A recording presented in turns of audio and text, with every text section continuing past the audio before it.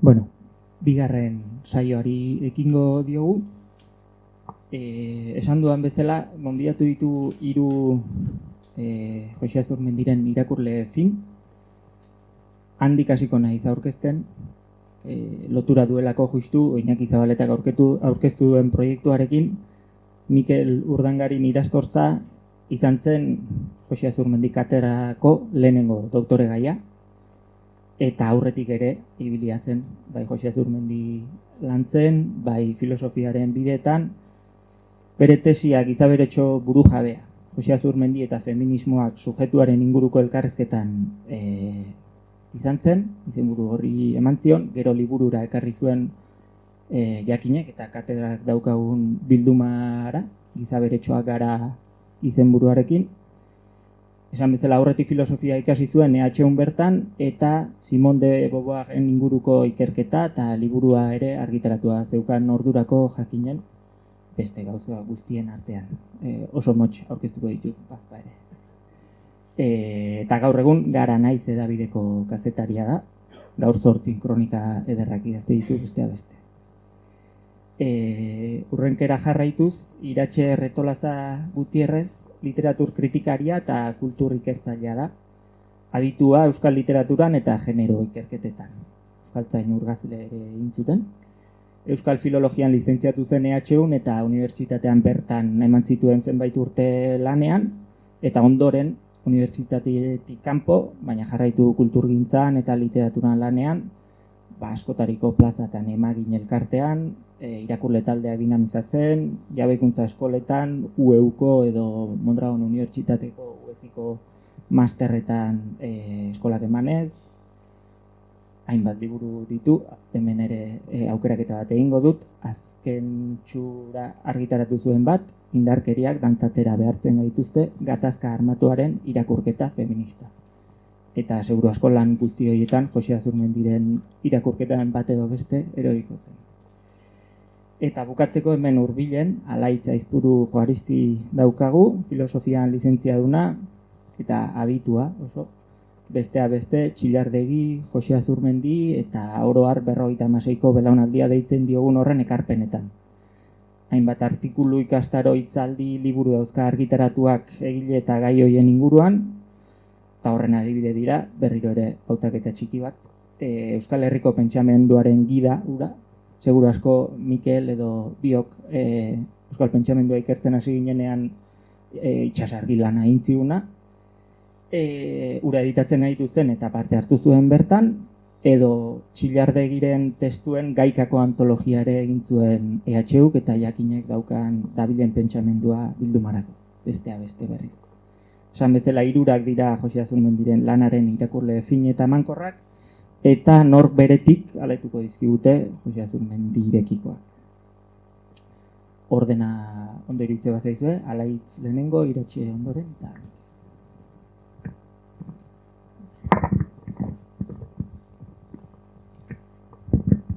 Egun on denoi.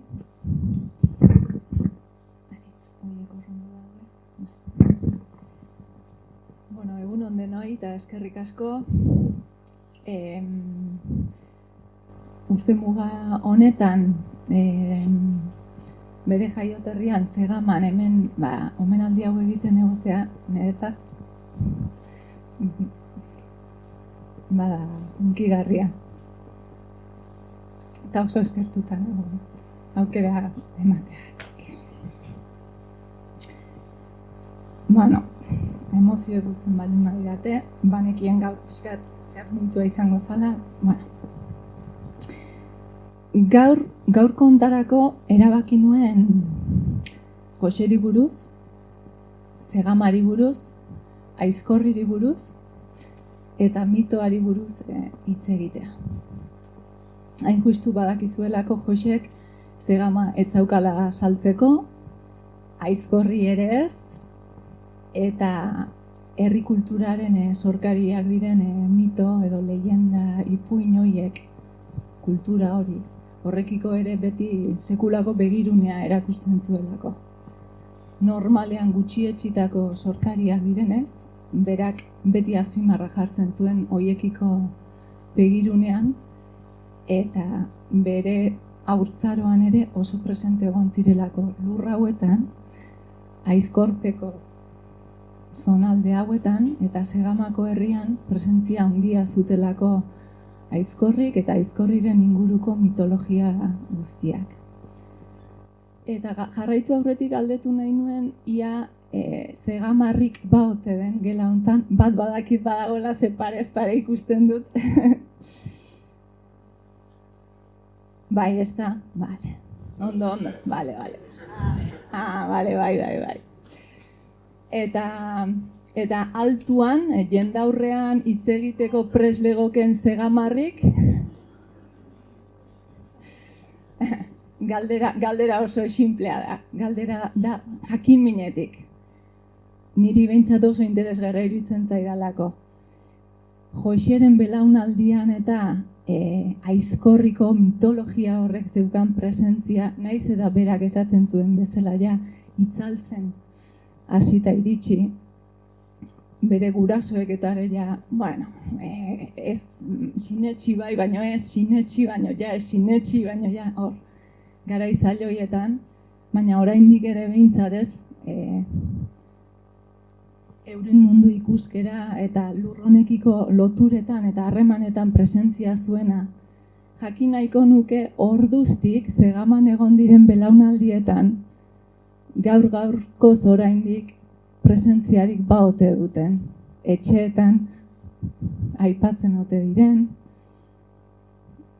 transmisiorik baote den belaunaldien artean, naiz eta ziurrenik esanahiak aldatuta egon, ala guztiz ja, mendi hori isildu daute dagoen.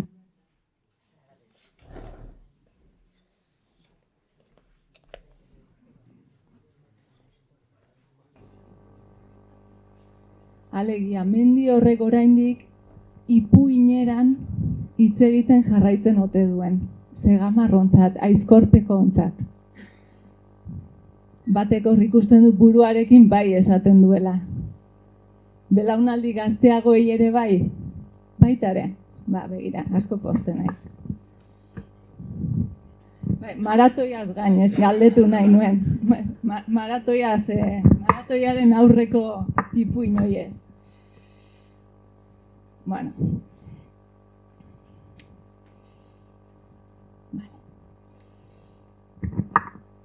Bueno, nik aipatu nahi nuena da,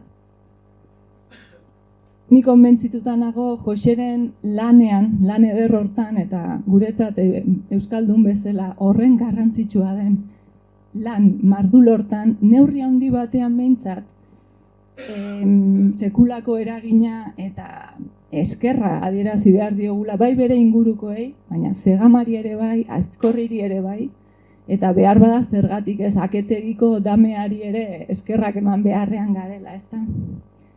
Jakina Arantzazu jakin eta bar, baina gaur hemen gaudenez. Joxerentzat Zegama eta Aizkorri beti itzultzen den oreka puntu bat da. Lehen Iñakik esan du lurra hartzen duena eta abiatzen den lurra. Eta bere lanean, han eta hemen urte, hastapeneko urteetatik eta bukaerera arte, askotan agertzen da. Erreferentzia horiek askotan ekartzen ditu.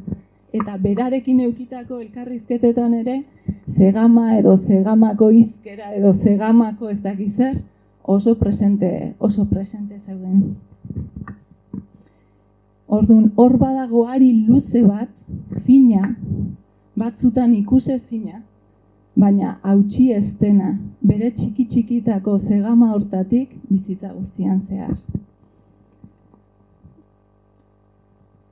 Eta oreka puntu hori oso ondo barneratuta zeukalako,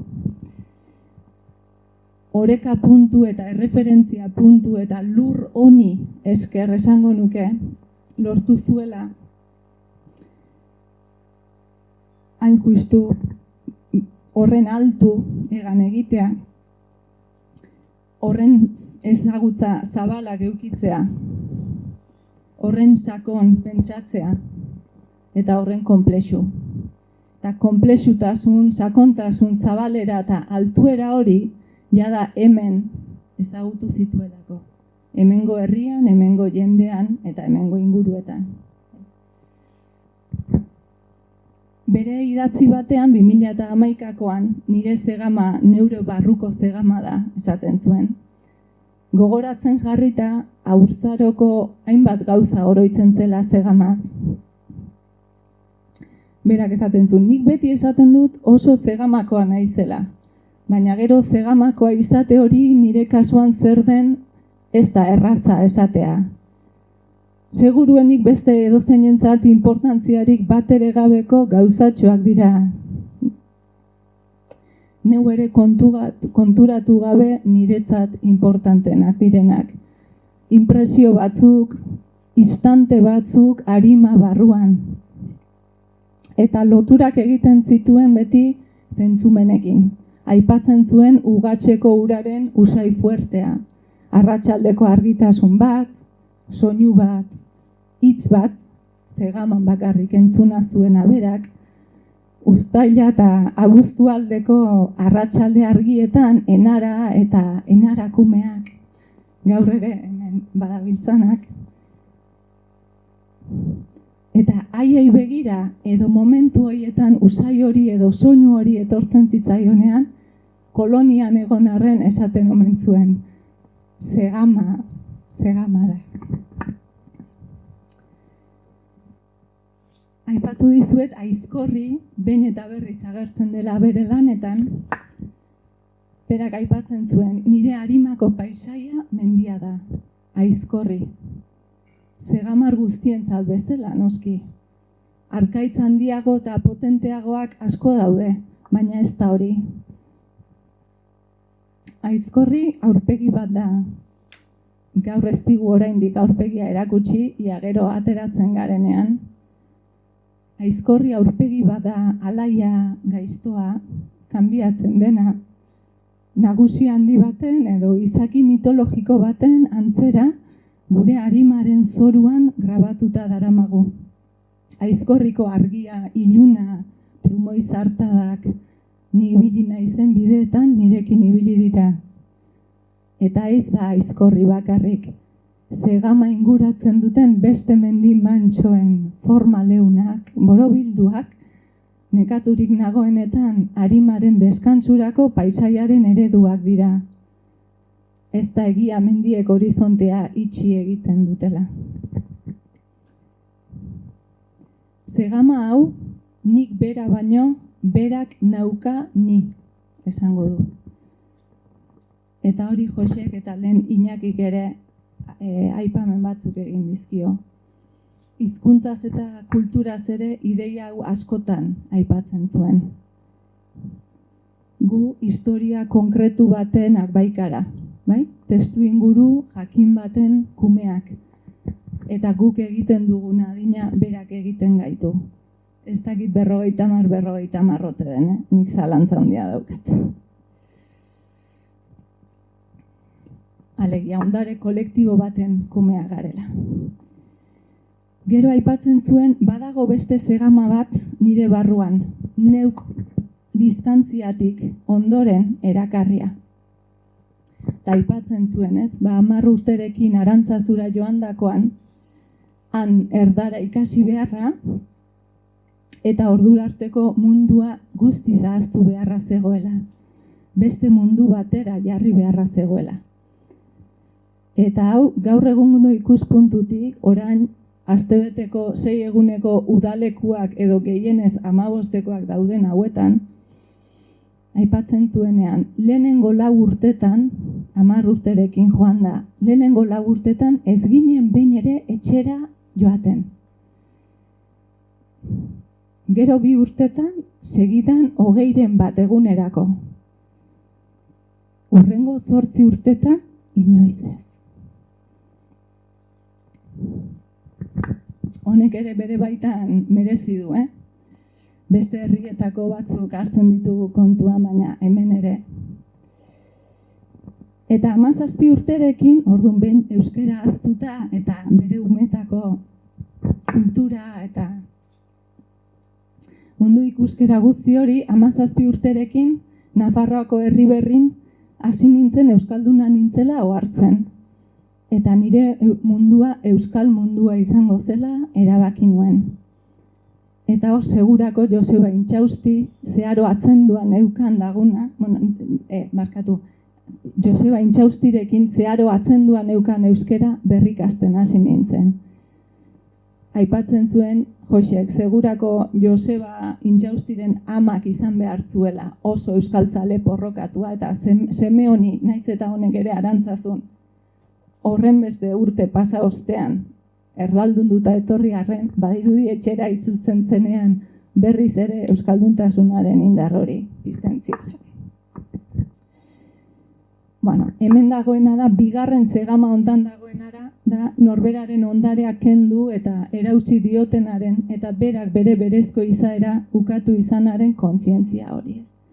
Eta hortik aurrera, eta orain bai, autuz, kendutako hori, baztertutako hori berreskuratzeko eta berreraikitzeko alegina.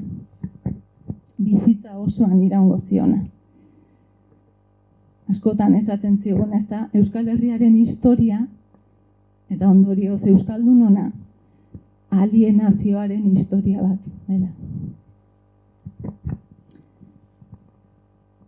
Zegama eta Aizkorri Joseren erreferentzia puntuak, oreka puntuak direla aipatu dugu. Eta Zegama eta Aizkorriri buruz aipatzen zuen, Joseba Intxaustirekin euskera berreskuratzeko alegin handia egin zuen bezala, Alessandro Arrieta Lartzagurengoarekin, Zegamarra izan behar zuen honek ere, orduak eta orduak aritzen zela umetako mundu galdua berreskuratu nahita. Zegamako hitzak, esaldiak, sorginen eta tartaloen ipuinak, berak nonbait oso gogoan zeuzkanak. Eta kuaderno batean apuntatzen zituela. Jakin hau bitxigarri bezala baita ere, aipatzen zuen, Pio Berasategiren liburuak, Zegamarra baita ere, eta honek ere ez, Aizkorpeko istorioak eta Aizkorriko mitologiaren ipuinak eta idatzi eta argitaratzen zituena. Bueno, semaforo aurrean edo nunbaiten itxaroten egon behar baldima zuen, liburu horiek beti eskura eukitzen omen zituen, hartu eta beti ere Aizkorpeko mitologiako pasadizo txon batzuk irakurtzeko. Joseren lanetan Aizkorrik esan nahi desberdinak hartzen dituta modu askotara erabilita ageri da. Adibidez, aipatuko dizuet 1928an jakinen hastapen urteetan euskara idatziaren batasun eta normalizazioari ekin ziotenean, oraindik hori egiteke baitzegoen, euren arteko eztabaida horietan eta aldizkarian denek erabiliko zuten ortografia eta idaztearen batasunari buruzko gogoetetan, eta hau argi dago zati hau Josek idatzi zuela, pasarte bat dago esaten du, arauei buruz. Honek ez du esan nahi euskara kontutan legeak emateko eskubidea gureganatu dugunik, gu ez gera inor legerik emateko.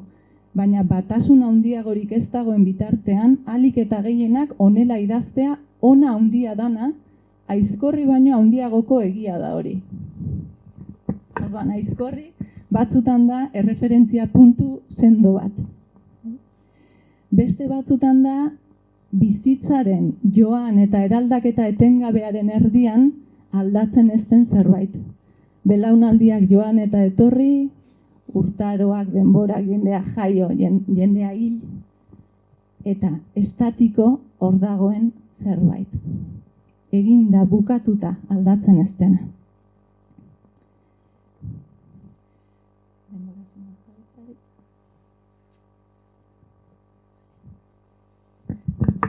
Poesian, hastapeneko bere idatziak badakizue poesiak ere izan zirela, eta hasieratik Aizkorri agertzen da.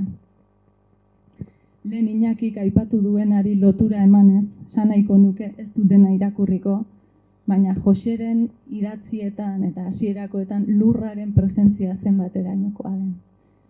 Bera arantzazun egon arren, eta gero berak esaten zuen erlijioak lurra ustu eta zeruak bete zituztela, Eta Joseren lan guztia da lurrak betetzea.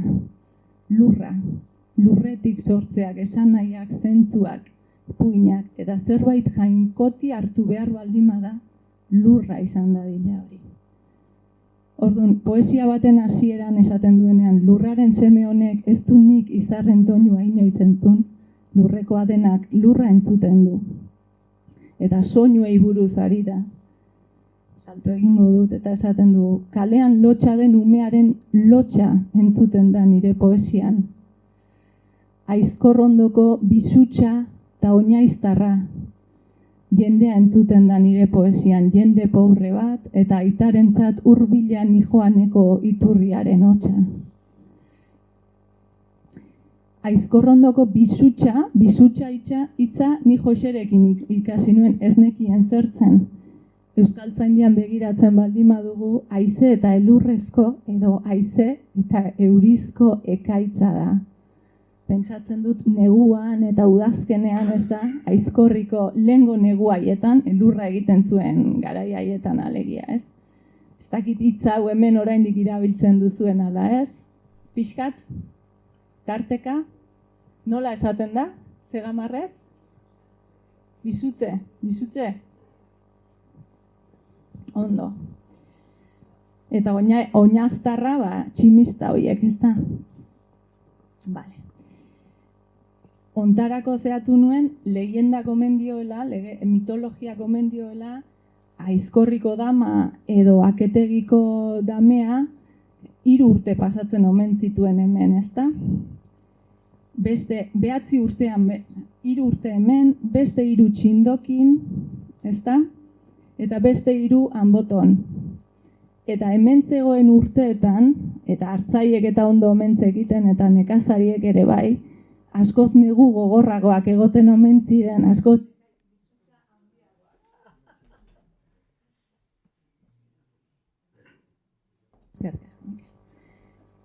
bizutsa handiagoak eta horri esker askoz urte emankorragoa.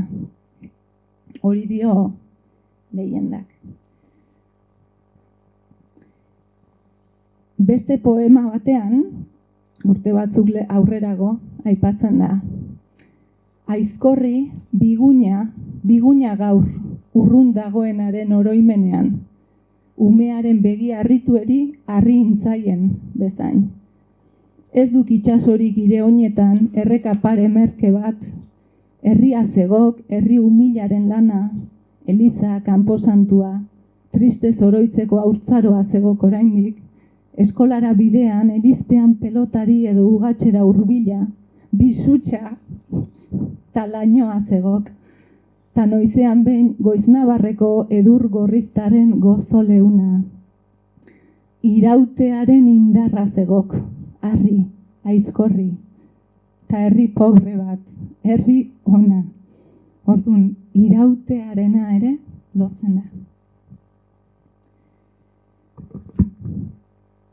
Beste batzuetan ja, askoz, eta Jose badakizue poeta zen handikoa zela eta poesia asko gustatzen zitzaiola, eta ahal izan balu poeta izaten jarraituko lukela, badauzka pasarte zeagoak. Esker honezko postazunez betetzen da bihotza, bidea gauez joan eta goizean aizkorrin argitzen duenean, mendi gainetik begira lau haragiok, lur horretako kreatura eta animalia sentituz, kontzientzia barnean. Animalia euskalduna, eusko lurraren, eurien, haizeen emaitza. Hor badauka Xaoren irakurlea zen Jose, eta Xaok ere bazituen euskal, lenda biziko euskal ipuine leyenda edo, eta orduan haien soinuak eta ere askotan daude Joseren testuetan. Baina bat aipatu nahi dizuet.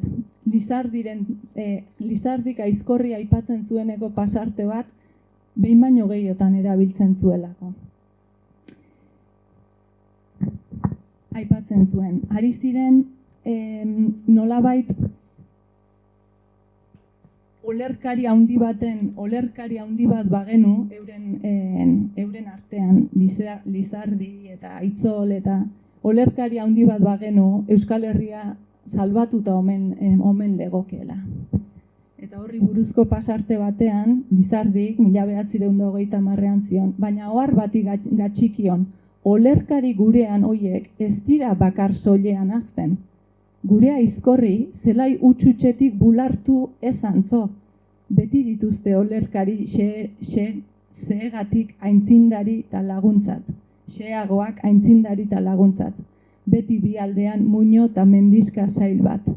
Txikion giro berotzea gabe sortzerik bai alduke handiak.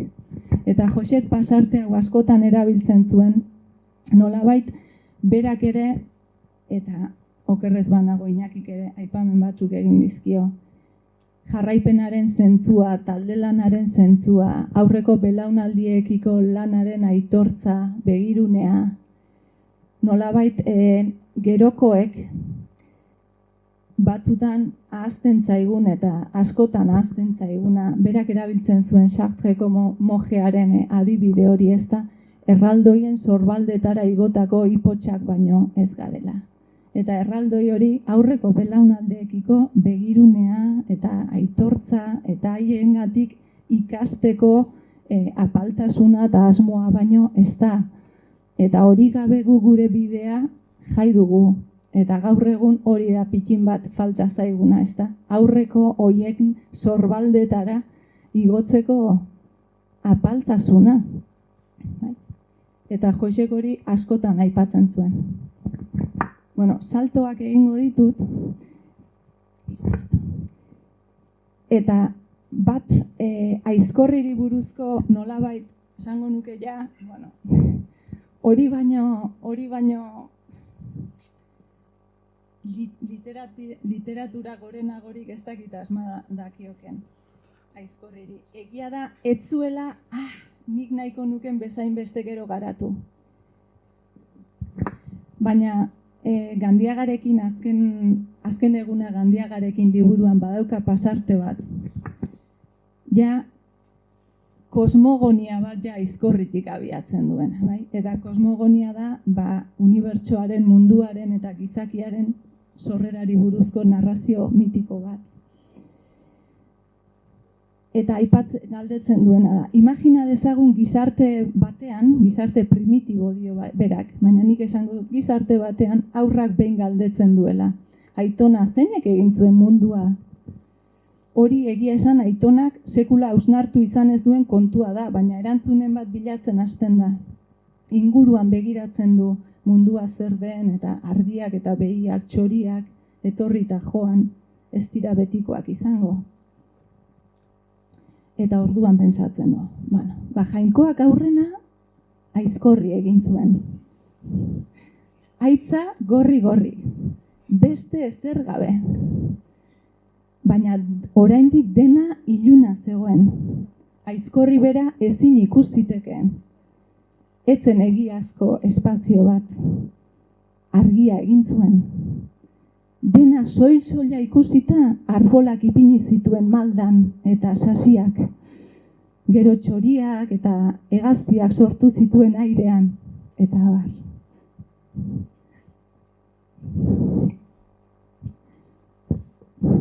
Eta hau da, nik uste dut Josek bere jakintza guztia, bere pentsamendu guztia, bere haurtzaroa, herria, ez? Herri xe hori, herri xume, herri pobre horrekiko begirunea, inguruarekiko harremana, berak esaten zuelako, eta oso importantea da. Mito orok geografia badauka. Geografia bat galtzen dugunean, gure ipuina, gure leienda, gure mitoak, gure inguru hori izendatzeko Iñakik esan duena, guta inguruaren artean dagoen hizkuntza hori izendatzeko gaitasun hori galtzen baldin badugu, eta alderantziz, mitoa galtzen baldin badugu, geografia galtzen dugu, baina geografia galtzen baldin badugu, mitoa galtzen dugu. Eta gaur egun, geografiako eta naturzientzietako irakasle guztiek diote, ez gazte bakarrik gu geuk. Durango nun dagoen ez dakigula, ondoko ibaiaren izena arrastorik ez, mendien izenak ez dakizkigula, Himalaiakoenak lehenago etxe ondokoak baino. Eta orduan, mitologiarik ez eta geografiarik ere ez. Gure eginkizuna gure geografia esan naiz betetzea da, mitoz. Eta gure mitoa, gure ipuina, gure diskursoak, gure geografiaz. Txukatuko dute. Joiek esaten zuen. Egiaz, edozer gauzaren izatea munduan ipuin txiki bat da. Beste ipuin batzuekin lotua beti. Unibertsoa ipuin sare bat da. Esanai sare bat. Eta gure eginkizuna hori da. Mundu puskatu bat nola berregin eta nola errekuperatu berriro esklabo bihurtu gabe. Nahiko nuke gero bukaeran tartea baldin badugu Iratzek eta Mikelek hitz egin ostean elkarrekin Joxeren poesiako bertso gutxi batzuk elkarrekin irakurtzeko aukera edukitzea. Uste dut niretzat sekulako paria litzateke eta espero dut zuentzat ere bai. Eskerrik asko.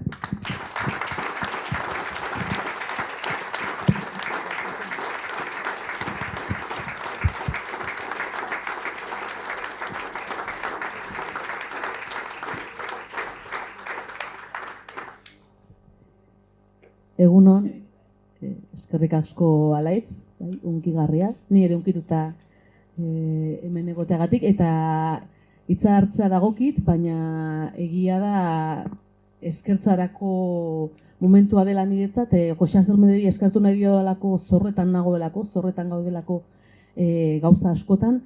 Gaur ere eskertu nahi ditut mahaikideak, ni banaizelako hemen laurotatik Azurmendiren pentsamenduaz gutxien jardun duena, gutxien aritu dena, eta gainera aritzken duta, gainerakoak ezagutu ditut, aurrez aurre ezagutu aurretik Azurmendiren inguruan egindako lanei esker, eta izan zaretelako ere itsasargi aipatzen zuen aurretik aritz, niretzat zuek izan zaretelako itsasargi eta azken hamarkadan izan zaretelako ere Joxe Azurmendiren pentsamendua, ekarri, birpentsatu, kokatu, berrikusi izan duzuenak. Orduan bada ere gaurko ariketa nirea bada zorretan nagoela esatera, eta zorrak kitatzeko ditudala eta ditugula esateko ariketa bat. Bada asmoen aitortza bat egindakoen aitortza bat baino. Horretarako aipatu nahi dut uste dudalako zorrak kitatzeko ditugula, eta Joxe Azurmendiren ekarpenari, pentsamenduari, belaunaldi ark egindako guztiaren alaba naiz ni ere, eta uste dut alaba naizela, baina era berean ezin nautela ere beste batzuek eta beste testuinguru batzuek. Eta hitz egin nahi dut pixka bat nire ibilbideaz, eta ibilbide hori ekarriko dut ona, ibilbide horretan, eta ibilbide hori ere Azurmendiren pentsamenduarekin eta ekarpenekin elkarrizketan jartzeko. 20. mendearen ondarrean ikasi nuen nik EHUn, Euskal Filologia, eta nire promozioak behintzat, eta uste dut ez dela promozio bakarra, baina ez dudan ez ikerketarik egin nire promozioa hitz egingo dut. Nire promozioan ez genuen Azurmendiren berri izan Euskal Filologian, ikasi genuenok. Ez genuen, haren berri izan ikasgela barruan. Nik Azurmendiren berri izan nuen ikasgela kanpoan, tabernatan, pasillotan, eseritan geuden momentuetan, ikaskidek eman zidaratelako Azurmendiren berri, eta haren liburuetara iritsi nintzen haiei esker, ikaskidei esker. Uste dut garai hartan, eta gerora itzuliko naiz, Euskal Filologiako ikasketetara eta beste ikasketa batzuetara, ez zait iruditzen kasualitatea, Azurmendik hartu duzuen gehienok, filosofia eta beste fakultate batzuetatik etorritakoak izatea, eta hain zuzen ere, bibliografian ere egin dutalako arakatze bat, eta EHUko Baleten fakultateko bibliografia ofizialetan, ez dut esaten ikasgela barruetan, Azurmendiren arrastorik kasik ez dago, ez? Orduan, gero itzuliko naiz horra, baina nire ibilbideari buruz aritzeko, lizentziaturako garai hartan, aspaldi, 1989 urte haietan, 20. mendearen bukaeran, Nik bat Azurmendiren pentsamendu jakin batetara heldu nintzen, nire eskutara heldu ziren espainolak eta euskaldunak, liburua, demokratak eta violentoak liburua, eta niretzat momentu hartan liburu haiek izan ziren oso tresna funtsezkoak ulertzeko nik bizi nituen eta nire testu inguruan komunitate batek, pertsona batzuek, egoteko modu batek bizi zituen violentzia batzuk ulertzeko. Ez niretzako funtsezkoak izan ziren eta gerora oso garbi izan dut garai hartan Azurmendiren liburu haiek eta ekarpen haiek eta haiei esker gerora Azurmendiri irakurri nizkion gainerakoek lagundu izan didatela bizitako bortxa asko ulertzen, bortxa horiei aurre egiteko tresnak izaten eta horregatik oso eskertuta nago. Ez bizirauteko tresnak ere eman izan dizkidalako pentsamenduaren bitartez. Zer ekarri zidaten liburu haiek gerora modu zeharkakoan aipatu ez badut ere, uste dudanak, lagundu izan didatenak bizitzeko eta pentsatzeko, ekarri zidaten 3 gauza niretzat garrantzitsu, bata izan zen zapalkuntza ardatzen genealogiaz pentsatzeak, ez? Espainolak eta euskaldunak liburu hartan eta besteetan ere, gure genealogietara jotzeak eta ikustea zapalkuntza ardatzetan ere, nolabait pentsamendu dialogiko batean, elkarrizketako pentsamendu batean, zapalkuntzak nola funtzionatzen duen eta hortaz iraganari ere begiratzeko ariketa hori ekarri zuen nigan eta sortu zuen halako tema bat genealogiai begiratzekoa. Gerora, Euskal Herriko mugimendu feministaren genealogiak eraiki izan ditugunean, badakit hor bazegoela tema hori ere hor garai hartan ere nolabait nigan errotu zena.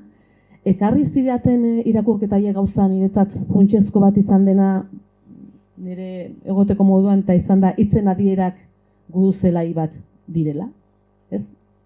Hitzen adierak berak eta momentu honetan, ez? Iñakik esaten zuenean herria hitz egiten duela Azurmendik nazioaz agian ere, ez baragor, ez diot nazioarekin momentu honetan dugun, ez? Hitzek eta hor guduzelai bat eta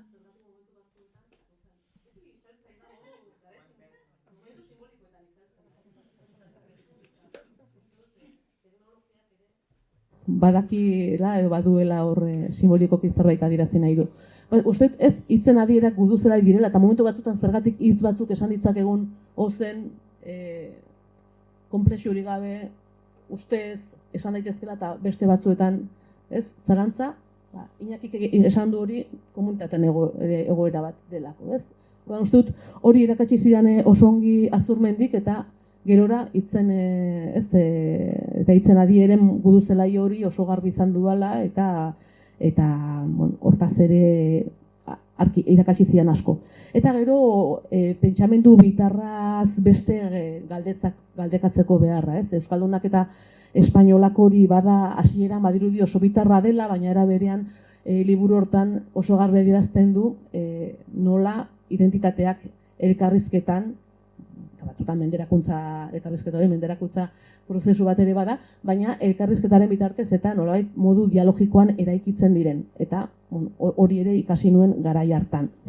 Eta bide hortan, esan dezagun gaztaroan, gazten nintzenean, pentsamendu politiko horrek nigan izan zuen eragina handia, eta duela gutxi, Olaz Dañobetiak eta Emagina Elkarteak ere emakume torturatuen lanketa bat egin du, eta ikuspegi feministatik emakume torturatuen bizipenak, esperientziak eta kokatzeko marko bat eraikitzeko ariketa kolektiboa egin dugu, eta ordukoan ere berrartu nituen nolabait torturaz eta violentzia politikoaz eta Jose Azurmendik egindako lanak, ez, bagitu bilan besteak beste, barkamena, kondena eta tortura 2012 urtean egindakoa, edo beltzak juduak eta beste euskaldun batzuk 2018an egindakoak, eta niretzat Olaz Dañobetiaren prozesu Dañobetiarekin batera eta Emagina Elkarteko kidekin batera egindako prozesu hortan Azurmendik hor esandakoak, ez, izan ziren bidelagun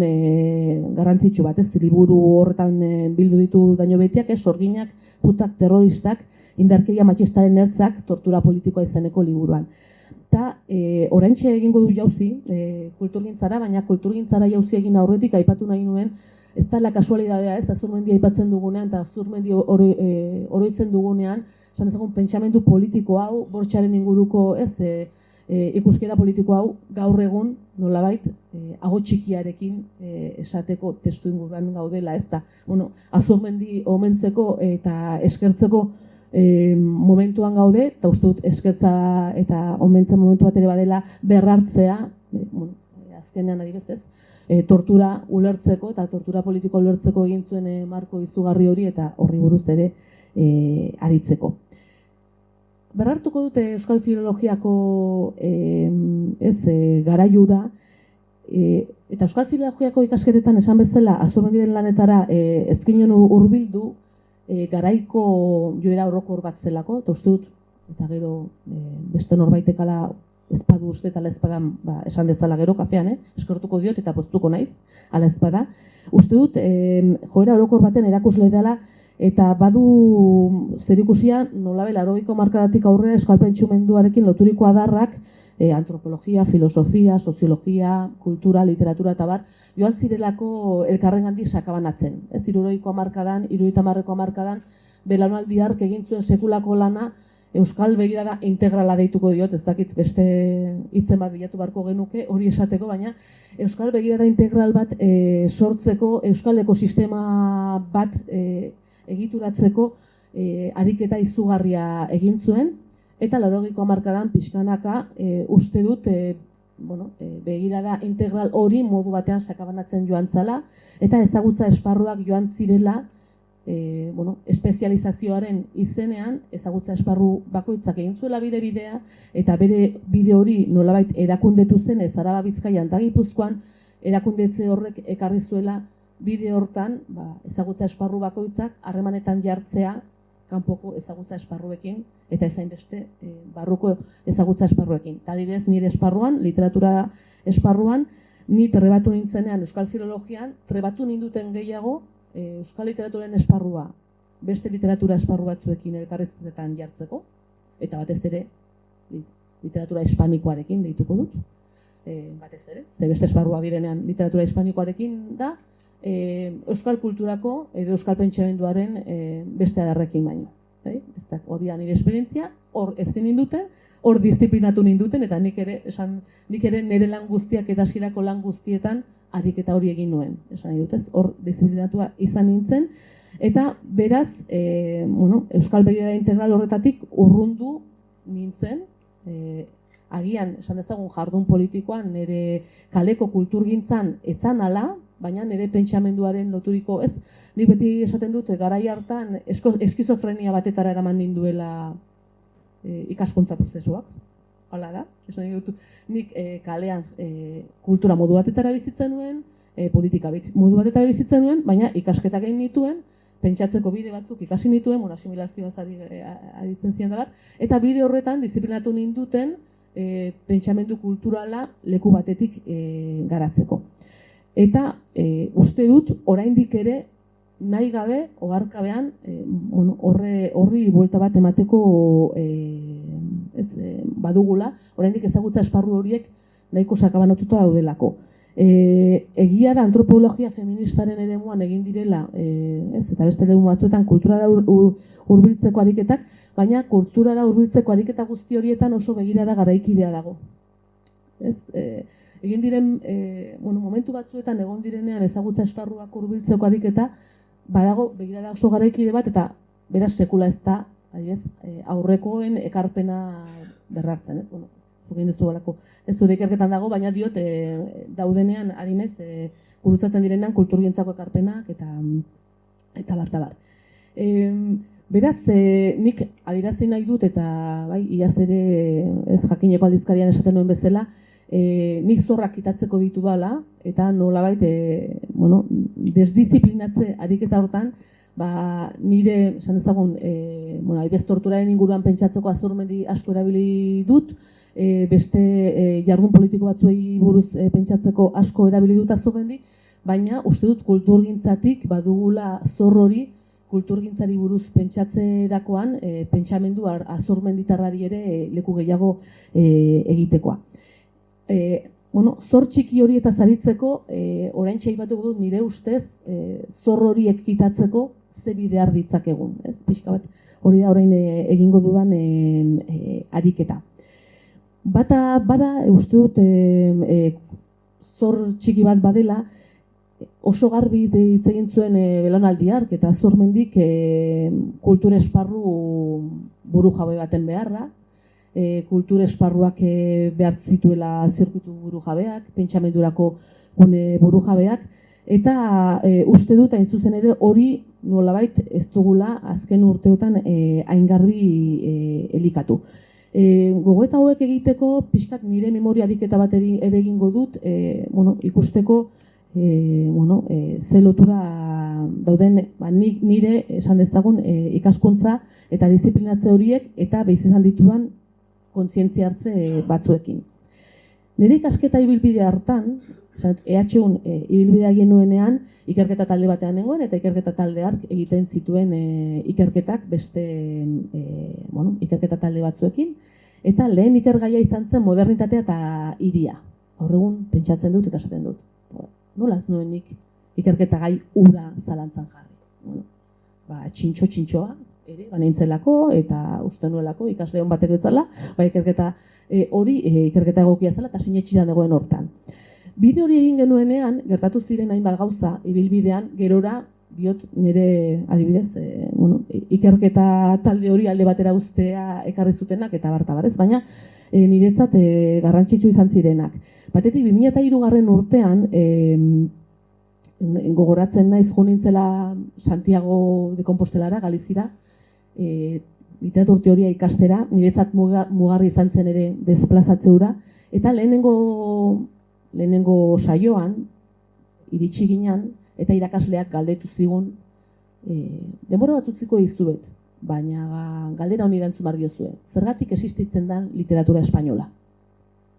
Niretzako sekulako zartako izan zen, nentorren han ere, letren fakultatean nengoen, filologia galegoko departamentuan, literatur teorian, baina nire esperientziatik galdera hori lekuz kanpo zegoen.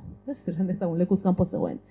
Eta hori bada ez, feminismoak galdetzen zuena bezala, zergatik zara heterosexuala ez, galdera aldatzen dugu eta gure pentsatzeko moduari beste ate batzuk ireki behar dizkiogu.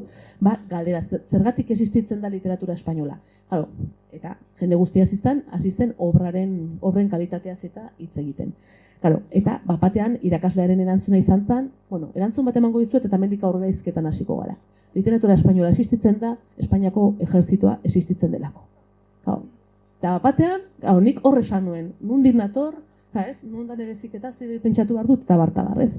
Eta, gerora, horrek berak nolabait, asko hitz egin zuen, kultur esparruez, botereez, kapital ekonomikoaz, kapital militarraz, kapital simbolikoaz, eta gainerako guztiaz, ordura artenik, nire letren fakultatean ikasi ez nuena. Eta ari nintzen, euskal literatura irakurtzen, lurrari loturik gabe, boterari loturik gabe, eta imaginario abstraktu bat balitz bezala. Bigarren, eta orduan, irakasleak hori izan zuenean, esan nun, Azurmendi. Eta nola ez nuenik Azurmendi lotu, eta Azurmendi erabili nire literatur teoriako ikasketa horietan jasotzen ari nintzen modernitatearen ikuspegia, eta hiriaren, eta unibertsaltasunaren ikuspegia zalantzan jartzeko. Bigarren esperientzia hola, kontzientzia hartze horrena, eta Azurmendire gogorakarri zidana izan zen, 2005an tartura joan ginen, berriro modernitatea eta hiriaz hitz egitera, eta goratzen naiz lankide batek bere testua pasazidala esateko, honi buruz hitz egingo dut. Eta testuaren lehen esaldia zen, idazle orok bilatzen du legitimitate literarioa eta desio du unibertsaltasuna.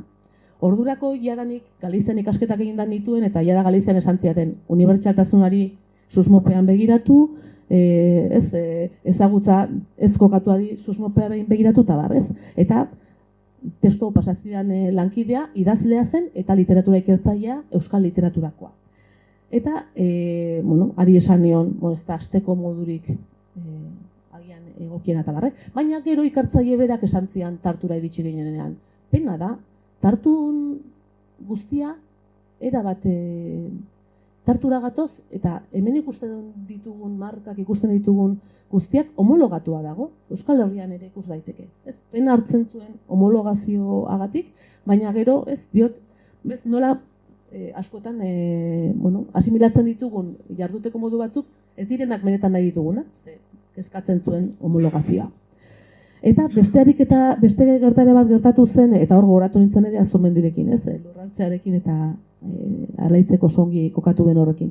2009an berriro ere ikerketa bereko modernitate eta egiaz hitz egitera joan ginen Galizira, eta lankide batek egin zuen Bernardo Atxagaren inguruko kokapen bat, eta publikotik batek egin zuen galdera.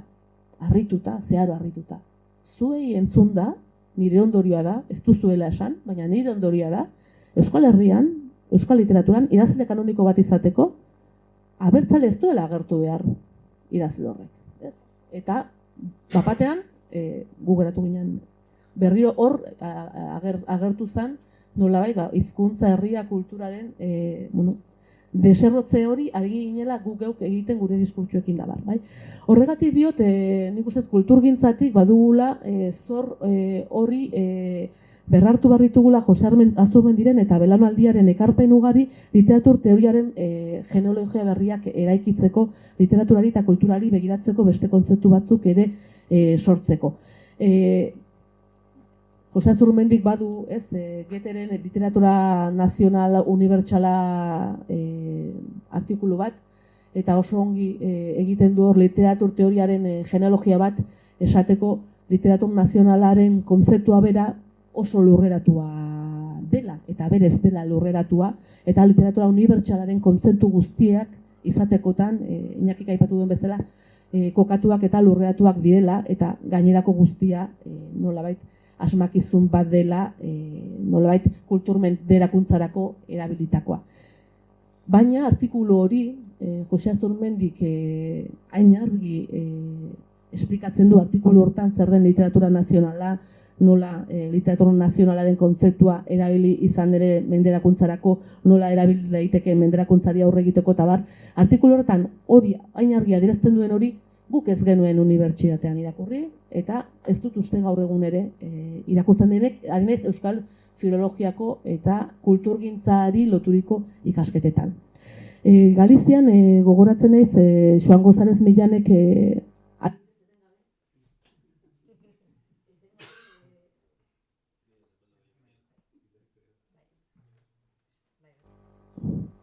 etengabe hitz egiten zigula nazio literaturaren kontzeptuaz, eta nazio literatura Joan González Millanentzat, eta orduan ezagutu nuenean González Millan gogoratu nintzen ez, Azurmendiren ekarpen haiekin, eta ohartu nintzen zein gutxi genituen geuk barrenatuta, esaten zuen nazio literatura zaritzeko berrezkoa dela eragile eta instituzio zenbaitek osaturiko literatur esparru autonomoa izatea.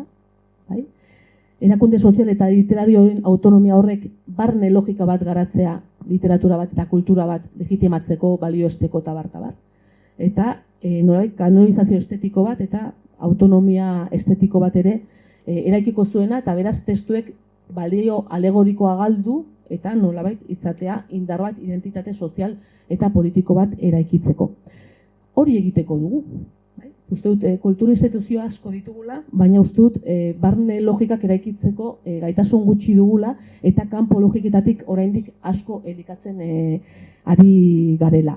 Ekarriko dut, hain justu hitz berdeekin ibili naiz azken egunetan, eta ekarriko dut Azurmendiren poema bat, uste dudalako neurri batean oso ongi irudikatzen duela Azurmendik zuen kezka bat, eta gaur egungo kulturgintzaren hainbat bide ikusgarri egiteko baliogarri izan daitekelako. Euskaldun poetek tiestoan jarri nahi dituzte larrosak, eta sikatu egiten dira. Euskaldun poetek krabelinak josi nahi dituzte solapan, eta merkatuetan erosten dute 3 txanponetan gurea ez den poesia. Ez, uste dut batzutan astua dugula, behar dugula lurremankor bat, behar dugula ez bakarrik solapan jarriko dugun zerbait ez bada gorputzetik pasako dena eta lurretik pasako dena. Eta ze beste ekarpen jaso ditzakegu Azurmendiren pentsamendutik kulturgintzarako? literatura konparatua asko egiten da kulturgintzan, eta hor, ez nola literatura konparatua eta kultura konparatua da, konparatzea kultura ezberdinetan irudikatu diren euskalduntasunak edo bestelako identitateak. Espainoltasunak, frantsestasunak, galegotasunak, edo dena delakoak. Baina oso gutxitan erabiltzen da Azurmendik. Azurmendik, imagologia ez, deitzen den hori, irudien azterketa kritikoa deitzen den hori, egin zuen, imaginarioen azterketa kritikoa, baina oso gutxi erabiltzen da literatura eta kultura lantzean Azurmendiren ekarpen hori. Eta askotan iruditeriak alderatzen dira alderatze hutsetik. Alderatze horretan menderakuntzak gertatu ez balira bezala, ez? Eta gaur egun, adibidez, ez da bakarrik historian gertatu izan direla, gaur egun ikusentzunezkoetan, literaturan, kulturan, musikan menderakuntza, imaginarioen menderakuntza hori etengabea da. Horregatik, memoria ikerketak eta gatazka normatuaren inguruko ikerketak asko daude kulturgintzan gaur egun, baina uste dut eta nolabait irudiaren eta iruditegien ikerketan gertatu bezala, eta hala da, bibliografiari erreparatu baino ez dago, ikerketa horietan ez zaiola Azurmendiren pentsamenduari lekurik egin, ez eta beraz memoria ikerketak egiten direla, eta garai bateko, berdin du, memoria ikerketak egiten dira, iraganari begiratuta eta gatazka armatuari begiratuta, nolait bortxa politikoaren inguruan hemen egin izan diren irakurketa batzuk kontuan hartu gabe, baina gainera askotan Galbera Arestiren inguruko ikerketak egiten dira garai hartako pentsalariek zer pentsatzen zuten begiratu gabe. Badago nolait ariketa bikoitz hori. Eta ekarri nahi dut gatazka armatuaren kasu hori, ekarriko dut aipu bat Azurmendirena berarena torturagarritasunaz hitz egiten duena, gero lotzeko gatazka armatuaren inguruko kulturgintzarekin. Hasi ere, torturaren historia ez da komisarian hasten. Baizik jende multzo bat blokean ez gizartekotzat edo are gizartearen etxaitzat jotzen den unean. Ez dira pertsonak. Gerokoan dena zilegi izango da haiekin. Juduak dira, terroristak dira. Aurrena, anikilazio publiko kolektiboa dago, propagandistiko eta ideologikoa. Ezker Abertzaleko gazteak, euskal kulturako militanteak, denak terroristak badira edozein edabidetan, terroristak berak monstro odolgo zehutsak badira, bidezkoa izango da gero epaiaren begipean izango duten tratua alakoxe patariarena izatea. Ez, monstrotze ariketa hori ez, torturagarritasuna erekitzen duena, eta adibidez, monstrotze ariketa hori, Azurmendik oso ondo aztertzen duena hainbat lanetan, gatazka armatuaren inguruko literaturan monstrotze hori etengabe agertzen da, baita euskal idazleen lanetan, baina oso gutxitan erabili da monstrotze horren irakurketa kritiko bat egiteko Azurmendiren lana. Eta kanpo begiradatik monstrotze hori etengabea da, baina barne begiradatik ez asimilazioaren eta bestela, ideologikoki ere, jende bat hor dagoelako ere, ariketa hori ere etengabea da, eta Azurmendik balio duela hortarako. Eta uste dut, bukatzeko Azurmendirek eren pentsamendua balio digula kulturgintzan genero ikerketak eta ikerketa feministetan hizkuntza zapalkuntzaren eta nazio zapalkuntzaren ardatza modu egituratuago batean lantzeko, bai Lore Agerrek, Aidur Eskixabelek eta Nekane Goikoetxeak eta esan duten bezala, balio digu ere asko afektuen teoriak birpentsatzeko, ze afektuen teorien inguruan lana asko egiten ari da kulturgintzan, baina sekula ez da hizkuntza zapalkuntza eta herri zapalkuntzaren begiradatik lantzen. Uste dut kultura proletarioaz ere aritu zela asko Azurmendi bere garaian, eta bada gaur egungo kultura proletarioaz hitz egiten du ekida mugimenduak, eta uste dut Azurmendiren pentsamenduarekiko ere elkarrizketa hori abiatzeko momentu bat izan daitekela. Eta bada abiatu ez dugun bide bat kulturgintzan, ekokritikarena, baina uste dut Azurmendiren lan guztiek dei egiten digutela euskal kulturgintzan ekokritikarako bideak zabaldu behar ditugula, adibidez Galizian ekokritika, kulturaren ekokritika edo kulturaren bitartez ekokritika egiteko behar hori etengabea da, oso lurrari loturiko kultura bat ere badelako, eta gurean oso esanguratsua da, ekokritikak biderik egin ez izana. Bukatu nahi dut poema batekin, pixka bat izteko eta gero aipatuko dute lotura. Euskaldunen ipuin berriak poemako 7. poema da, eta halaxe dio Azurmendik. Gazte azkarra ziren aietxek, Euskal Herrietan inor azkarrik ezagutu bada. Elkartu ziren hotelen baten puntaren batean, eta han errezituzten orduak. Ezerezaren zer izana eta zer izanaren ezereza maixeatzen. Ura bezalako filosofiarik ez du bazterretan kristauak barrunta. Eta hala armaturik erabaki zuten Euskal Herria salbatu behar zutela. Erremedioarekin instant batean osatuko ziren gaitz guztiak. Halakosiak baitzituzten izan ere asmoak asmatu. Abiatu dira eskaileretan behera, plan izugarri haiek eztabaidan, ez, eta, esku eta gorputz osoarekin argudioka, arrazoi eta desarrazoi zaparrada zeriela. Arranetan, akordatu ziren halako batean, jeitsi arren, ez zirela inoiz kalera jeisten.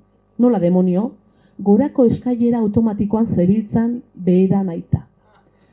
Eta uste dut, gu, eztabaidatu bez, gaudela momentu historiko batean ez da beti ala izan, baina gaudela momentu historiko batean eztabaidatu ari garela, argudioko ari garela, ezpaika ari garela, baina iparra edo norantzkoaz hori agian ez dugula guk geuk erabaki eta eskailera automatiko batean gorantz goazela berantz joateko edo kalera jaisteko gogoa dugunean. Eskerrik asko.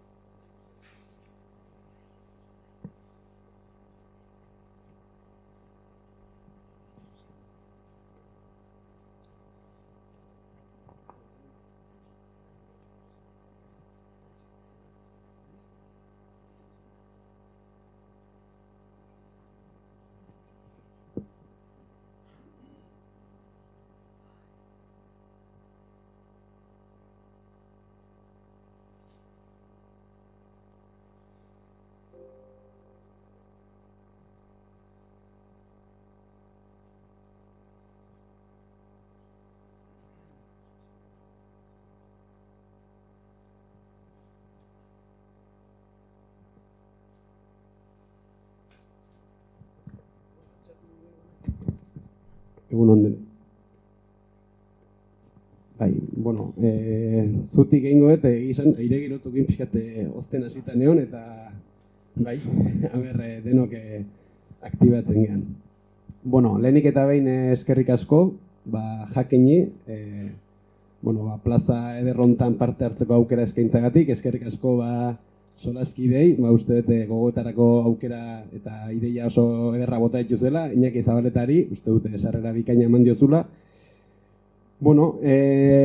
Nire kasuan, zer esan ez, ia gehientsuena esan dezue, baina ni saiatuko naiz, Jose Azurmendirekin elkarrizketa hitza gaur askotan atera da, eta elkarrizketa horretan sakontzeko bide, zarrak, berriak, bide horiek nola garatu ditzazkegun aurkezten.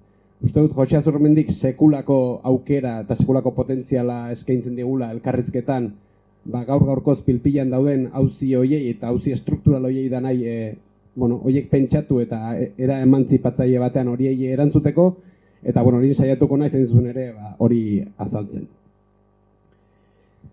Lehenik eta behin, alaitzek jada esan du, baina uste dut berezia dela Zegaman egitea saio hau, uste dut dalako Jose Azurmendiren obran Zegama oso presente dagoela. Bera presentzialki, alaitzek azaldu duen bezala ez zen urte askoan hemen egon, baina uste dut oso presente dagoela eta leku paregabea dela aizkorri azpi hau alako gogoetak egiteko.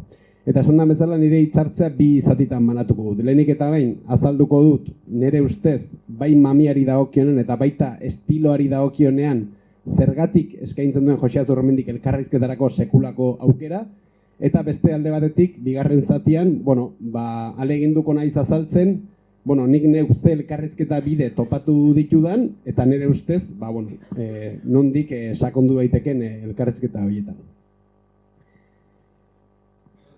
Lehenik eta behin, akaso mamiz, eta jada hau azpimarratu da, baina ze eskaintzen digu Joxe Azurmendik, ze eskaini digu, eta ondorioz, ze gairen bueltan jarri ezakegu elkarrizketan. Uste, eta askotan, Joxe Azurmendiri buruz egiten dugunean, askotan azpimarratzen da, eta ondo egin da gainera, Joxe Azurmendiren obran nazioa izan dela bere zutabe nagusitako bat. Horre, Xabier Mendigurenek esaten zuen, edozer pentsatzen ari dela ere, gure arazoaz ari da Joxe Azurmendi. Hau da, uste dut, edozein auzi lantzen ari dela ere, Joxe Azurmendik etengabe presente daukala, balen aipatzen, solaskidek aipatzen zuten bezala, Euskal Herria eta nolabait nazio auzi hori. Baina, eta uste eta hau ere azpimarratu behar dela, Joxe Azurmendik behin eta berriz esaten duen bezala, nazioaren ideia orok aurre suposatzen du gizatasunaren idea oso bat. Hau da, nazioaren idea orok aurre suposatzen du gizakia ulertzeko modu bat, komunitatea ulertzeko modu bat, batasuna eta diferentziak artikulatzeko era jakin bat, moralaren bueltako gogo eta sorta bat, eta beraz, Joxe Azurmendik etengabe presente izan du nazioaren auzia, baina nazioaren auzia pentsatu alizateko, edo nazioaren auzia pentsatzen ari zela, beste 10 gai ere landu izan du ditu. Ez nolabait era isolatu batean, baizik eta auzi tronkal horri era ertxian lotuta. Uste hor badagola 2007ko aipu bat oso argigarria dena. Berak dio, nazioa zer den, batetik gizabanakoa eta bestetik gizadia zer diren aldi berean pentsatuz pentsatzen da. Eta esaten du, abertzaletasunak ez du aberria soilik pentsatzen. Aberriaren kontzeptuan, gizon emakumearen eta komunitatearen, komunitate ezberdinen eta gizadiaren komunitateen arteko harremanaren antolaketaren, azken finean giza historiako idealen pentsakera osoa konprometitzen da. Mundu ikuskera osoa globalki. Eta esaten du, horregati daude abertzaletasun nazionalismo hain desberdinak. Beraz usteet, hain zuzen ere azpimarratu behar degula, esaten dugun bezala, nazioaren auzi hori pentsatuz eta hori pentsatu alizateko, Joxe Azurmendik sekulako obra utzi duela gure esku, eta azpimarratzekoa da, jada aipatu duten bezala, zenbat gai landu dituen. 42 liburutik gora, jada 3, gure klasizismo txikia liburuarekin, 100 artikulu.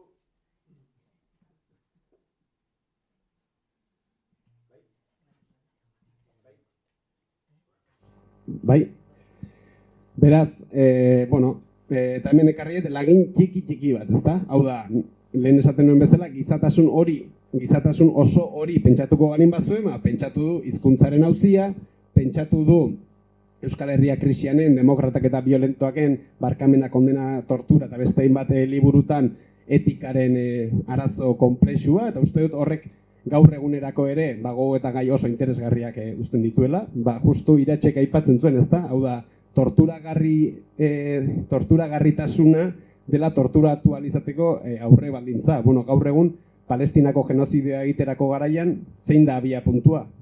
Esaten dute, hain zuzen ere, sionistek ez direla gizakiak, direla animaliak, basatiak, barbaroak ezaguna egiten zaigu hau, eta ondorioz, edozein genozidio herri palestinarraren kontra zilegi, eta are beharrezkoa dela baldin eta zibilizazioak aurrera egingo balin badu, ezta? Beraz, uste dut, horko gogoetak gaur egunera ekartzeko ere sekulako aukera dagola.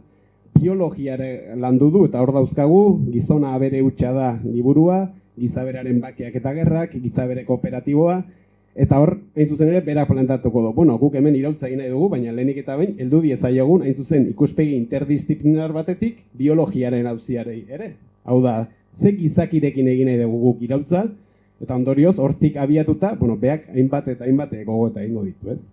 Hizkuntza, etnia eta marxismoa, Kolakowski, errealismo, ez dakit nola den, baina, arte sovietarren inguruko liburuak, marxismoare beste gogoeta gai nagusietako bat izango da. Berak irakurriko du, 60ko hamarkadatik abiatuta, marxismoa ezinbestean aintzat hartu barko korronte bat zela, eta euskal auzi hori besteak beste pentsatuko balin bazen, ezinbestean, marxismoarekiko elkarrezketa bat garatu beharko zela, ezta? Teknikaren meditazioa 1987an, gaur egun adimen artifiziala gora eta bera ari gara denok, bada, uste dut, teknikaren meditazioak adimen artifizialaren bueltan dauzkagun gogoeta ezberdina pentsatzeko ere, klabe oso interesgarriak eman ditzazkela, ezta? Beltza juduak eta beste euskaldun batzuk liburua bertan lantzen ditu, besteak beste partikularra eta unibertsala, utopia ulertzeko modu bat, nire ustez Alba Garmendia garatzen ari den hildoarekin, elkarrizketa oso, eta Alba jada ari da elkarrizketa hori egiten, hor ustez badagoela bide emankor bat, eta beste hamarnaka gai lantzen ditu. Eta azken eguna Gandiagarekin hartzen balin badegu, bain zuzen ere, lehen alaitzek aipatzen zuen horren bidetik, mitoaren auzia, modernitatearen auzia, eta kasi auzi guztiak lantzen ditu liburu erraldoi horretan, ezta? Beraz, esan dezakegu, mamiari dagokionean sekulako mamia eskaini digula Josi Azurmendik, eta gizatasun oso bat pentsatu duela. Eta zentzu hortan, lehen esaten genuen bezala, ez dagoela partikularren eta unibertsalaren arteko etenik. Baizik eta hain zuzen ere, gureaz pentsatu ahal izateko, ezinbestean munduaz, gizakiaz eta unibertso osoaz, esango dugu kasi, pentsatu duela eta alderantziz. Hau da, ez dagoela gizaltasunaz pentsatzerik, baldin eta nolabait gizaki horrek oinartzen duen lur zehatz hoiei buruz ere pentsatze ez balin bada eta hoietatik pentsatze ez balin bada, ezta? Beraz, mamiari dagokenean Josi Azurmendik sekulako ondarea utzi digu. Eta mamiari dagokionean ez ezik, nire ustez, estiloari dagokionean ere azpimarratzeko da Josi Azurmendik egindako lana eta bere, esango dugu, originaltasuna. Josi Azurmendik sistema itxi bat utzi izan baligu, gaur egun ze izango litzateke urrengo belaunaldion lana. Sistema itxi hori, kasuri onenean buruz ikasi eta ontzat jotzea edo baztertzea. Baina Josi Azurmendik ez digu utzi sistema itxi bat, utzi digu elkarrizketarako eskaintza ireki bat, obra ireki bat. Berak askotan esan ohi du, bera eszeptiko engaiatua zela. Bera besteak beste ezaugarritu du eszeptizismoak. Torrealdai eta hauek esate baterako iraultzarekin eta iraultzaz liburua idatzi zuenean entusiasmatuta zeudenean, bera etengabe parri ironiko eta erdi maltzur bat egingo dut esango du. Kontuz, hasi gara iraultza handi bat egin nahian, baina kontuz, ibili gaite zententuz egin dezagun gizaberetxoaren neurriko iraultzatxo bat. Eta uste hori rekurrente izan dela, da, eszeptiko agertu da, ia auzi guztiekiko ere, eta horregatik esango du besteak beste, niz oso zegamakoa naiz, baina ez dakit oso ondo zer esan nahi duen, niz zegamakoa naizela esateak. Uste hori nolabait zeharlerroa izan dela bere auzian, ezta? Baina horrek esaten du, ez jakina izateko ni neu nahikoa naiz. Hau da, berak ez du planteatzen galdera eta ez jakintasun horretan geratu behar duenik, baizik eta hori da akuilu bat etengabeko bilaketa horretarako. Eta uste, Josi Azurmendi horrek definitzen duela. Krisiek, eszeptikotasunak dena auzitan jartzeko jarrera horrek, eta dena auzitan jartze horretatik abiatuta etengabeko bilaketak. Berak hitz berdeaken momentu baten esaten du, etengabeko peregrinajeak, nolabait hizkuntza erlijioso bat erabiliz, ez? Eta nola egiten du bilaketa hori, nik uste oso interesgarria dela nola egiten duen. Berak behin betiko, ez ditu bilatzen behin betiko erantzunak. Bera momentu baten esaten du, nik ez dut hemen zuek zer pentsatu behar duzuen esango. Nik egin nahi duana da, zuei pentsarazi. Eta hortarako berak behin eta berriz azpimarratzen du, berak arazoa pentsatuko duela. Ez digula behin betiko erantzunik emango. Eta horren lekuko da, bere liburuen hitzaurreak hartzen baditugu, ia beti berdin hasten direla. Edo galdera zirtolari batekin, hau da, demokratak eta violentoaken esate baterako ez, galdetuko digu, niazu zertzara lehenengo, demokrata ala abertzalea. Eta erantzungo digu, bai, badakit orain listoren erantzuna emango diazula, demokrata eta abertzalea. Ez, nik ez dut nahi listoren erantzunik. Zu zertzara lehenengo, demokrata ala abertzalea. Hau da, berak etengabe bilatuko du, nolabait deseroso jarriaraziko gaitu eta horren bueltan pentsarazi egin nahiko digu.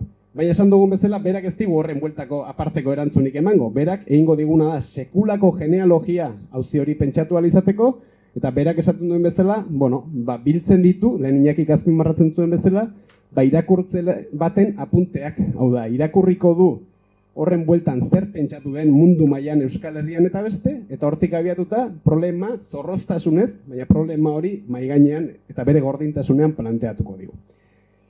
Gero badago horbeste ezaugarri bat, eta da, problemari nola pentsatzen du elkarrizketan. Berak etengabe esaten du, irakurtzale baten apunteak dira.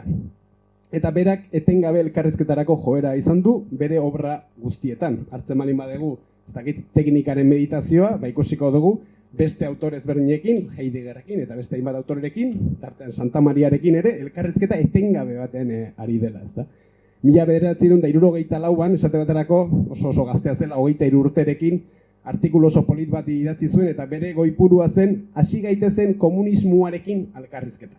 Berakan, azpimarratzen zuen, pentsalariak ezin duela ahaztu hauskorra dela, eta hauskorra den neurrian entzunzalea izan behar duela. Berak esaten zuen, bizi egin nahi dugunez, hau gaur etengabe atera da, ikusi, ikasi eta berritzea dagokigu. Eta uste hau zehar lerroko jarrera bat izan dela.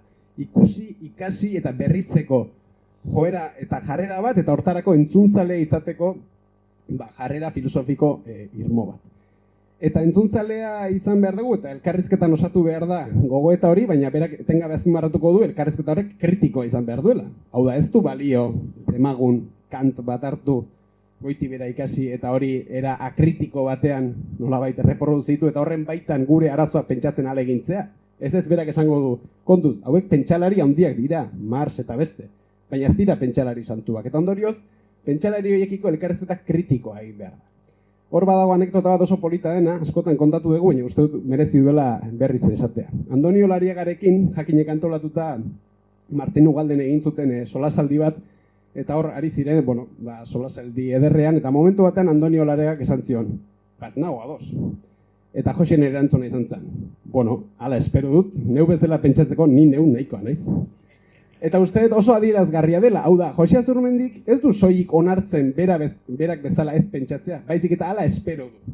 Hau da, berak ez du nahi guk bere obra era akritiko batean gurtzerik. Berak nahi du guk bere obra irakurri ezagun eta horrekiko elkarrizketa kritiko zorrotz eta zintzo bat egin dezagun.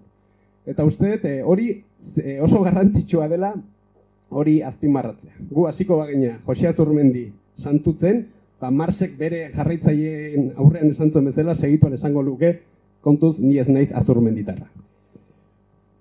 Beraz, zer da Joxe Azurmendik ondaretan utzi diguna? Nere ustez obra amaigabe bat. Eta amaigabe hitzaren adiera bikoitz horretan. Alde batetik obra kolosal bat, erraldoia, ikaragarria, ez dago dena irakurtzerik, ni behintzat ez dut lortu, baina beste alde batetik amaigabea amaitu gabea delako, osatu gabea delako. Eta berak behin eta berriz azpimarratuko duen bezala, hori ez da Joxe Azurmendiren edozein autoreren akatsa. Hori da funtsezko elementu askatzaile bat. Zergatik, obra bat bukatu gabe usteak, osatu gabe izateak albidetzen dielako urrengo belaunaldiei, hau da, gure nahi, behar, problematika, galderen argitan hori berpentsatzea. Eta ondorioz usteet, Joxe Azurmendik ez digula uzten doktrina bat alabeharrez ikasi eta jarraitu behar deguna, baizik eta lehen esaten nuen bezala, elkarrizketa kritiko horretan sakontzeko eskaintza ireki eta oparo bat uzten digula. Uste dut, irudionek ezin hobeto irudikatzen duela, hau da jakintza obra entziklopediko bat uzten digu, baina irekita dagoena elkarrizketa bide berrietarako. Eta nondi jo elkarrizketa bide berri horiek pentsatzerako garaian. Hamarnaka hildo garatu baitezke, nire kasu partikularrera torritan, nik feminismoekin, hori pretentzioso xamarra da, autore feminista jakin batzuekin jarri dute elkarrizketa. Zergatik, Lore Agirrek iaz Kepan Beita, Aritz Azurmendi da Lore Agirre elkarrizketatzeko aukera izan nuen, eta hor Lore Agirrek titular oso polit bat bota zuen, esaten zuen, Joxe Azurmendi garaiko galderak erantzuten eta garaiari galderak egiten aritu da beti. Eta zein da nire ustez gaur egungo garaiko galdera nagusietako bat? Uste dut, hain zuzen ere, autore feminista ezberdinek eta mugimendu feministak oroar mahai gainean jarritakoak. Ez bakarrik, baina, esango nuke, 21. mendean mugimendu emantzipatzaile potentenetako bat izan dela eta dela, beste 10 militantek egin duten lanari esker, esparru ezberdinetan. Eta uste dut, zentzu hortan, hain zuzen ere, Azurmenditarrak izango balin bagera, zer egin behar dugu? Bat, entzuntzaleak izan, hau da, ikusi, ikasi eta berritu. Eta uste dut, zentzu hortan, Azurmendik berak ere, egin zuela, azkeneko urteetan, ate bat ireki zuela, ezta? Hor, 2021 batean, okeraz banago, egindako elkarrizketan berak esaten zuen, feminismoak belarriak ireki dizkigu behintzat, eta ez da gutxi. Hau da, belarriak irekita agertzen da. Eta 2019an Txillardegiren bueltan idatzi zuen testu oso mardul bat, eta berak bertan planteatzen zuen feminismoa ez zela moda iragankor bat, baizik eta zela uniberso oso bat, eta berak hain zuzen ere egiten zuen paralelismo bat, esaten zuen 50ko belaunaldian euskeraren uinak izan duen oihartzun eta indar horren pareko indarra ikusten ziola hain zuzen ere mugimendu feministak 21. mendearen lehen laurden honetan izan duen indar horri. Eta ondorioz, berak uste dut mundu berrigintza, askotan aipatzen dugu, ezta? Mundu berri baten eraikuntzaren baitan kokatu behar dela euskalgintza, uste dut mundu berrigintza horren eraikuntzan, feminismoa ere, ezinbesteko palankatzat jotzeko aukera bat irekizuela behintzat. Hori egitekotan guk egin beharko dugu, hau da, elkarrizketa kritikoak ez du esan nahi, guk Joseri egotzi behar dizkiogula, guk geuretzat nahi ditugun ideiak edo geureak diren hauziak, Josek berea pentsatu zuen, bere arazoetatik pentsatuta, berak askotan esaten zuen, ez? Gizaki oro eta pentsalari oro zela dentxo, hau da, garai jakin batean, bere problemak pentsatzen ahalegindu den gizaki edo gizaberetxo mugatu bat. Baina, uste dut, hain zuzen ere, elkarrizketa horretarako osagai oso interesgarriak planteatzen dituela. Ez naiz orain sartuko, elkarrizketa horretan, baina uste dut hor badudela zenbait elementu, antzekotasun eta elkarrizketarako aukera politak eman ditzaketenak.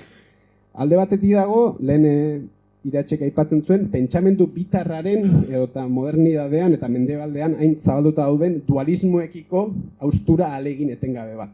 Natura, kultura, burua, gorputza, uste dut oso presente egon direla, eta zango nuke autore feminista asko eta tartean Jose Azurmendi ere, alegindu direla, auzi ezberdina pentsatzerako garaian, korapilo edo dualismo hietatik harago pentsatzen eta diferentziak aitortzen, baina ez era bitar batean, baizik eta era askoz ere esango nuke pluralago eta zabalago baten baitan. Monoteismo ezberdinen aurrean ere neurriko tresnen bilaketa bat dagoela esango nuke. Hau da, kausa bakar, borroka bakar, zapalkuntza nagusi bakar bat planteatzen dute monoteismo ezberdinen aurrean, ahaleginduko dira, horrek besteak beste feminismoa edo euskalgintza subordinatzen zituen neurrian, neurriko arropak taxutzen, Simon de Beauvoirrek esaten duen bezala, eta Alaitz Aizpuruk ondo jaso izan duen bezala. Eta horri lotuta uste dut gizakia ulertzeko moduan ere, eta gizakia ulertzeko moduak ondoren komunidadea ulertzeko modu jakin bat ekartzen duen esaten genuen bezala, eta nazio ulertzeko modu jakin bat, badaudela antzekotasunak, ez? Jose Azurmendik ze azpimarratzen du gizaberetxo kontzeptuaren bitartez behin eta berriz. Gizaberetxo bat garela, hau da, gorputz bat garela. Gorputzaren eta aberetasunen aldarrikapena eskutik egiten ditu. Berak behin eta berriz esango digu, kontuz. Gu ez gara giza jainko zeru semeak. Gu gara giza aberetxoak eta abereak garen neurrian zer gara gorputz bat, esango du, organismo bat.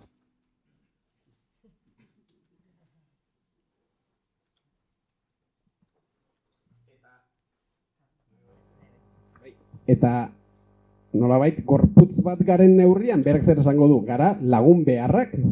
Hau da, besteekin eta bestei eskerrak gara nor, hau da, besteekiko dependientea gara, hau da, gaur egungo terminologian, eta mugimendu feministatik azpimarratu den bezala, gara zaurgarriak ez ezik interdependienteak, eta horrek uste dut, aukera eman dakigukela, gaur egun pilan dagoen zaintza krisiaren auziari heltzeko. Hau da, elkarrekiko dependientea balin bagara, elkarren beharra balin badegu, nork hartatzen ditu behar horiek, ze baldintzatan, eta abar.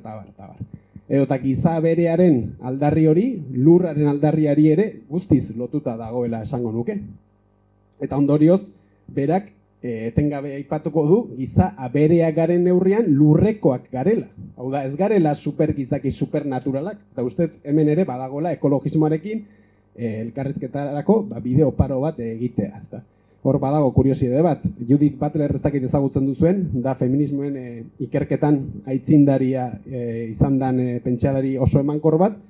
Aspaldi honetan, ekodependentzia horiek azpimarratu nahian, kontzeptu bat erabiltzen hasi da, eta da human animal, hau da, giza animalia. Beraz, uste dut, kontzeptualki ere begibistakoa dela antzeko. Eta bukatzen joateko. Hemen badago arrisku bat. Eta da, bate pentsa dezake. Ederki, sakondu ezagun auzi berri hauetan, eta utzi ezagun albo batera nazioa, hizkuntza eta garai bateko kontu zaharroiek, ezta?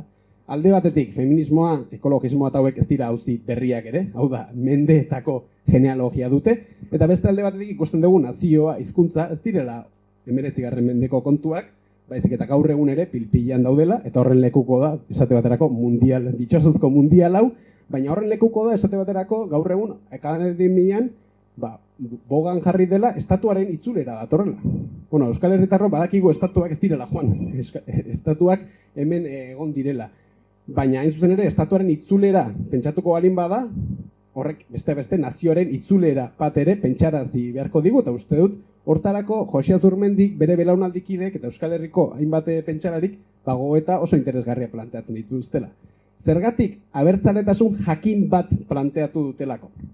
Hau da, lehen esaten genuen, abertzaletasun edo aberriaren kontzeptu hori gizatasun jakin bat aurre suposatzen duela, eta gizatasun jakin horretatik ez da edozein abertzaletasun edo aberriren ideia ateratzen. Aberriaren ideia jakin bat ateratzen da, nire ustez oso emantzipatzailea dena, eta gaur-gaurkoz, esate baterako, prioridad nazional dalako kontzepzioa, edota Donald Trump batek maigainan jarriko duen kontzepzio atzerakoi eta itxien aurrean, oso planteamendu interesgarriak egin ditzaken, ez? Zer da Joxe Azurmendik azpimarratzen duena, adibidez, titular batzuk emate aldea? Aberria dela, oroz gain, herria, lehen esaten zen. Hau da, berak etengabe du presente, bere poesian, bere gogoetan, jendea, jende pobrea, jende humila esaten du berak. Hau da, aberri baten askatasuna edo eta ongizatea ez da neurtzen gutxiengo privilegiatu batzuen dividendoetan. Berak esango du, hori neurtzen da, herri xearen ongizate maila. Beste alde batetik, sakabanazio bat garela dio, eta sakabanazio horren aurrean ze planteatzen du berak, batasun bat pentsatu behar degula, baina nola pentsatu behar dugu, berak esango du artxipilago politeísta bezala. Hau da, uste dut, Euskal Herriaren eraikuntza federal baterako, oinarri interesgarri batzuk jartzen dituela. Edota, askotan badirudi, aukeratu egin behar dela, borroka nazionala, edota ustez partikularrak omen diren zenbait borroka, ustez mila kakotx artean. Bueno, Joxe Azurmendik esango du ez dagoela bereizketarik, eta berak dio 1987ko testu batean. Biolazioen aurka, naiz abortuaren alde, nire gorputza nirea da bezalako arrazoiak entzuten ditudanean, arrazoi pider pertsonal intibinstak, gerora behin eta berriz azpimarratu den bezala oso politikoak direnak, eta borroka, hau da, nazionala, elkar daitezkela iruditzen zait. Euskadi libre bai, baina ni ere libre. Euskadin eta libre. Beraz, uste dut, beak etengabe azpimarratzen duela, hain zuzen ere, Euskal Herriaren askatasuna, haragi hiltzen diren, haragi konkretu, askotariko haragi konkretu hoien askatasun hoietatik pentsatu behar dela, eta era, nolabait burujabetza hori, era poliedriko horretan pentsatu behar dela. Gero banuen beste zea bat, hizkuntzaren eta komunitatearen artean, uste dut, dialektika oso interesgarri bat pentsatzen duela, baina denbora agortu zait, beraz, hau nahi baduzu, ondoren galderen tarterako utziko dut. Eta amaitzeko bi kontzeptu azpimarratu nahi ditut, ez? Askotan, Joxe Azurmendiz ari garenean, aipatzen dugu gizaberea, nazioa, estatua, kooperazioa, baina Joxe Azurmendik uste utzi dizkigula bi hitz behin eta berriz esaten zituenak, eta dira, eskerrik asko. Jakinek atera zuen liburu ederra hau, hemen, ehun ekarpen daude, eta hor, behin eta berriz ateratzen da kontzeptu bat, eta da, eskerrik asko. Hau da, ari elkarrizketa bat egiten zion gaztari batek, eta zer egiten zuen Joxe Azurmendik. Deitu erredakziora, eta esan, eskerrik asko. Edo eta haren bueltan ikertzen ari zen gazteari zer egiten zion. Deitu, eta eskerrik asko.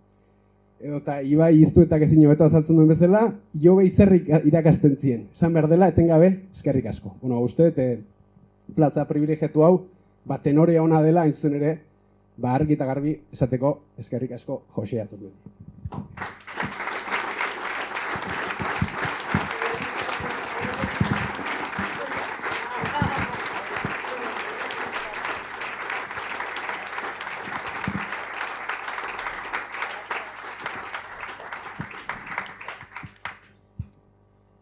Bai, bida, ez da jo. Eskerrik asko hiruroi, zuen hitzaldiengatik, denboran sartzeagatik, asko insistitzen du denborarena, asko insistitu die delako beraiei ere, eta atzerapen pixkatekin goaz, ez dakit gogoratzen zareten nola Durangon omenaldia egin genionean erori zen, argia joan zen, eta orduan broma egin genuen Jose bera aizela zegoen lekutik saboteatzen, seguru asko gaur ere, nunbait izango da omenaldiaren kontra egiten.